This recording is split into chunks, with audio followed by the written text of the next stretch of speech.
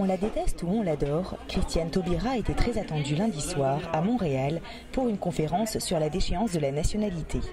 Les nombreux jeunes présents lui ont témoigné amour et admiration jusque tard dans la soirée, sous l'œil vigilant de sa fille.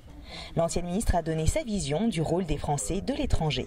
Il y a une phrase d'ailleurs qui a été prononcée par un membre de l'assistance et qui a consisté à dire j'ai pris conscience d'être français en étant à l'étranger.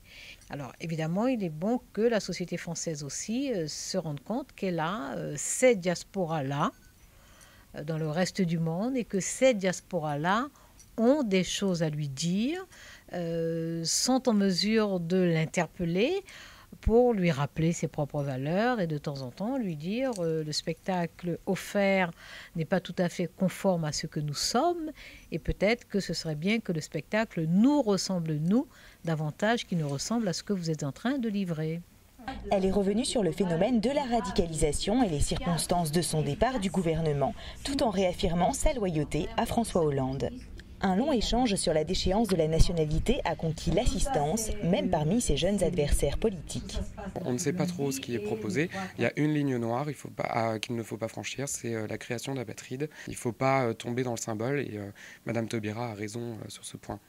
C'est-à-dire qu'on a des dispositions qui existent déjà dans le Code civil, il faut les respecter et on n'a pas besoin de les ajouter dans la Constitution. Entre humour et passion, cette femme de caractère, que l'on croise souvent à Montréal, a démenti les rumeurs d'une possible candidature dans cette circonscription. J'ai eu une longue vie parlementaire déjà, donc je pense qu'il est bon que le relais soit passé. Et je le pense depuis longtemps puisque j'ai refusé de me représenter en 2012.